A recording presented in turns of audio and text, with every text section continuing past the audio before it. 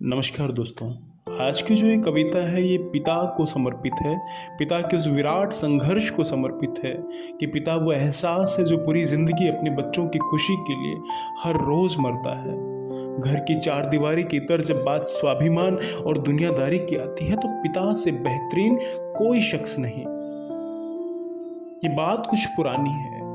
ये बात कुछ पुरानी सी है कि जब आंख भी न खुली थी और अंगुलियां मुड़ी थी, एक शख्स ऐसा था रात भर जगता था, हर आहट पर उठता था, मेरा बिस्तर बदलता था, फिर थपकी देता, लोरियां सुनाता, सीने से मुझे बार बार चिपकाता।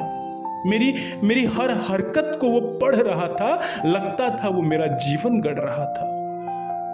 मुझे भी उनकी आदत होने लगी थी, हर शाम दरवाजे पर निगाह रहने लगी थी।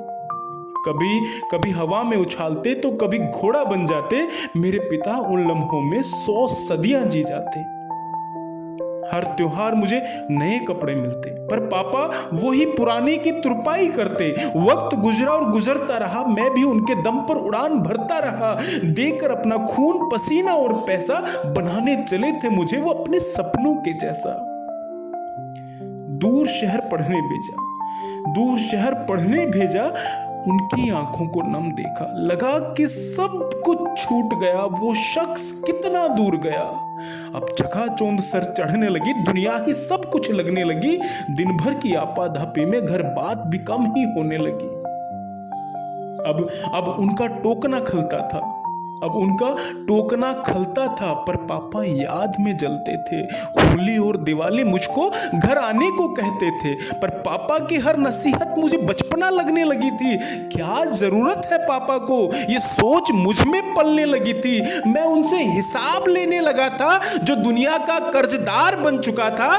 क्या जरूरत है पापा इतने पैसे की, अब ये हिसाब करने लगा था।